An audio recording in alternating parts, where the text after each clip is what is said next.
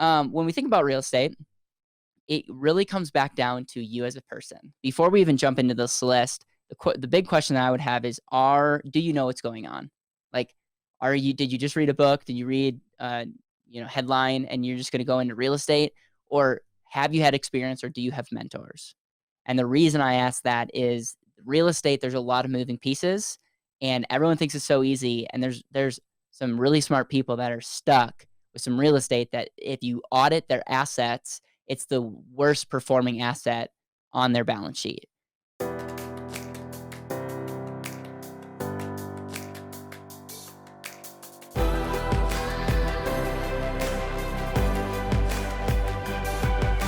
This is Better Wealth with Caleb Guilliams.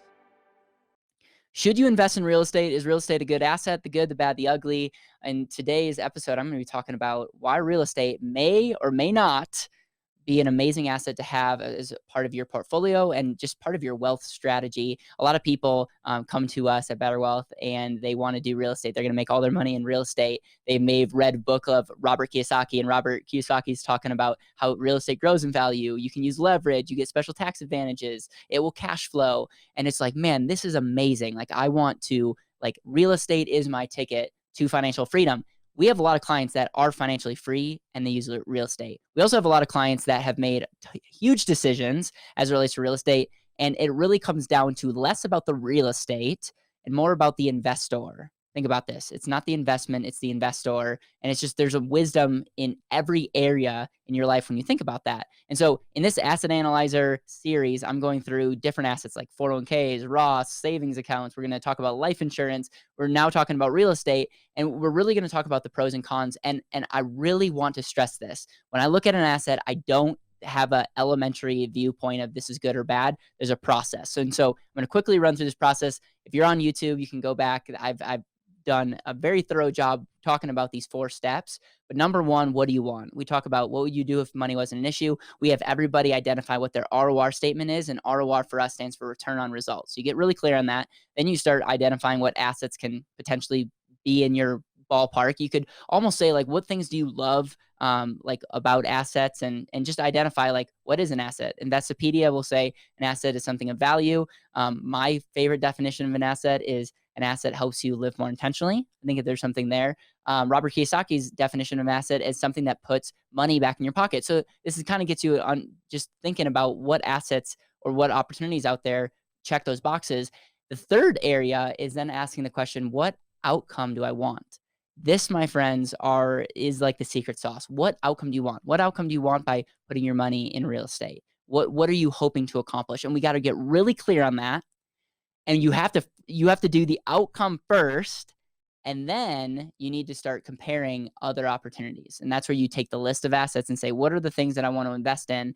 And we talk about 11 ideal check marks or a list that takes you through the 11 ideal aspects of a perfect asset. And the reason I do this is what I stress to people is what is important to you, and then let's start comparing using this framework. And so if you're watching on YouTube, I'm actually just going to switch over to my computer here. You're going to see me in the corner. If you're listening to this on a podcast, you will be able to listen to this, and I'm going to do my best to talk this out. But what you can see is a screen, and you have 11 key benefits. So benefit number 1 is safety, low risk.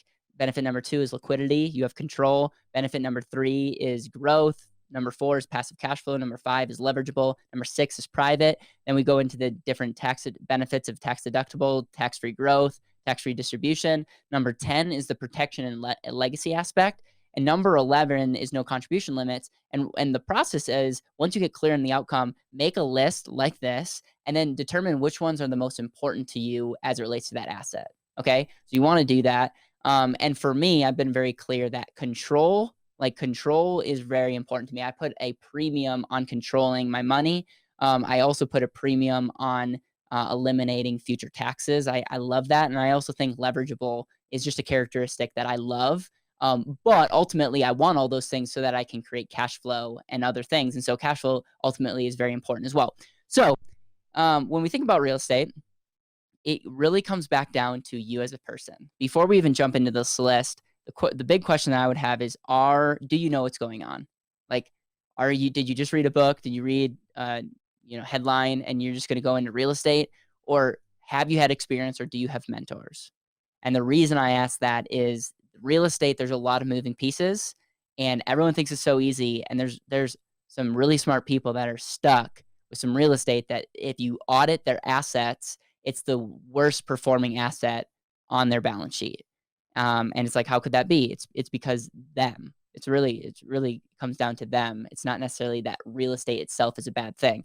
And so the first thing I would do is safe. I don't love the definition of safe because it's like nothing is 100% guaranteed or safe. But how I define this is low risk. Your money suffers little to no risk. And this is a yellow. This is not a red or green. And the reason this is yellow, this is like it depends, is real estate can be extremely risky.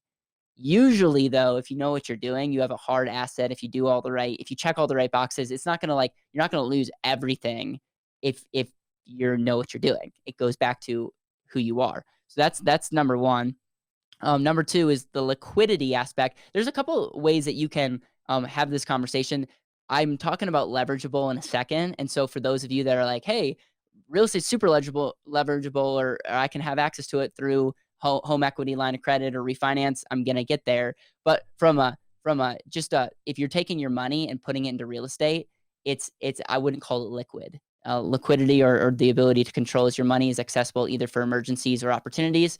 It can be if you set up the right, process and if you set up the right things with the bank, but I wouldn't necessarily check the liquidity mark for real estate. Number three is growth. I'm giving the benefit of the doubt. I'm saying you know what you're talking about. I think real estate, there's something to say especially if you buy low and you buy well, real estate is going to grow in value. I have friends that look at just the population of our country, and you look at, land and real estate is very much of a finite thing. And there's people coming, so there's always going to be a demand for real estate. Number four is passive cash flow. Again, I'm giving the benefit of the doubt. I know a lot of people that have real estate that do not have passive cash flow, but as an asset, I think the people that really know what's going on, you factor this into why they get this as an asset. So passive cash flow is a thing. And then leverageable. This is my response to the people that wanted to choke me out by first saying liquidity. You can have banks give you lines of credit. You can get HELOCs. You can refinance. And there's a lot of strategies that go like this. It's like get a property, buy it with cash, fix it up a little bit, refinance it, and you can actually take out more money than what you put in. And it can be a great strategy. And the leverageable aspect is something that if you don't fully understand that before you get into real estate. This is why a lot of people make a ton of money in real estate, because there's a lot of benefits that go from being able to leverage that asset. Number six is private. I put a yellow here because it really depends.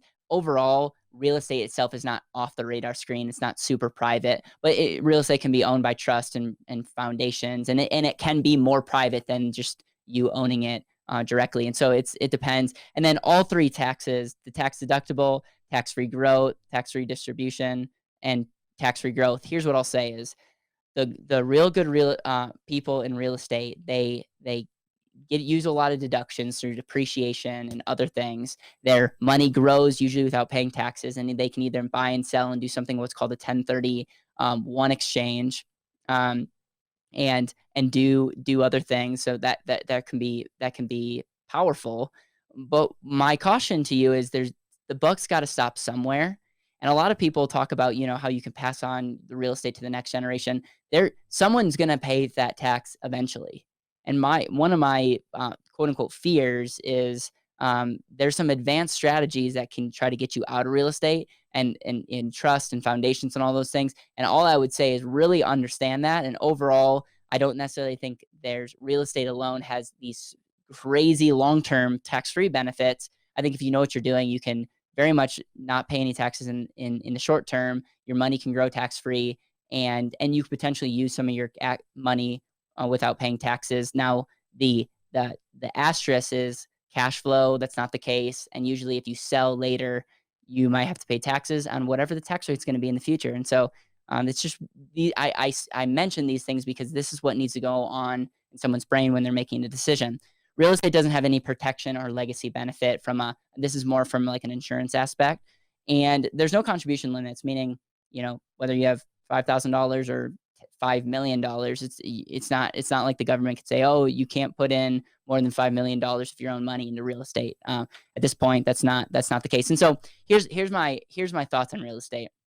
It comes down to outcome. I think the reason I love real estate, and I'm just gonna here's the reason I like real estate. I'm drawing a box here.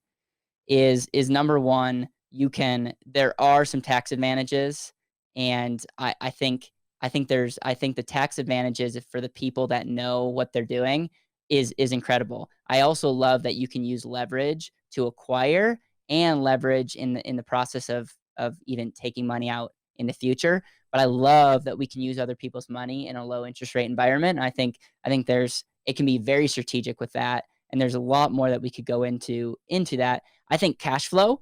I think really it comes down to being able to measure cash flow. And we have an ability at BetterWealth to actually look at someone's cash flow ratio, see if they're financially imbalanced, see if that real estate, like what the true value of that real estate is, not from what the market says, but from just what a cash flow ratio model says. And so what we find is 60% of real estate really is not a good thing and is not helping you cash flow when you think about all the resources and time and money that's going in for what it's producing. And there's some people that have real estate that's like, it truly does save their model, which is really interesting. And so, and then appreciation, this would be the thing that I would not recommend you investing in, is the growth. And there's a whole nother video I could go into. I don't think real estate is going to grow at the rate that we think, like what the future or what the past showed us. And I think interest rates will factor into that. I don't necessarily see a trend of people buying real estate. Like you have to think about like human trends. Like my generation is not necessarily saving $30K for a down payment or $40K for a down payment. And interest rates, I think interest rates have factored in real estate prices way more than we think. In 1980, we saw that houses were cheaper because interest rates are super high. So were you shopping for the price of the house or the payment? And I'm going to do a whole episode on that in the future, because that is a profound statement. And since it's at an all-time low, I don't see real estate doubling in value in you name it, like we've seen it recently. And am I saying there's a bubble? I'm not sure. I just think understanding leverage, the cash flow, and tax advantages would be something I would highlight. I would not get into real estate right now for the absolute growth. I also have to say this is not tax advice. This is not investment advice. This is me on YouTube sharing my personal opinion, which is probably totally flawed. So don't sue me. I just want to be very clear with that. This is for education purposes only. And the reason why we make this is I'm really passionate about helping people unlock intentional living. We do that by helping people understand how to use money and live more intentionally. And I just find that so many people do not have a process when making a decision. And I would love for that to end today. Go out and live intentionally.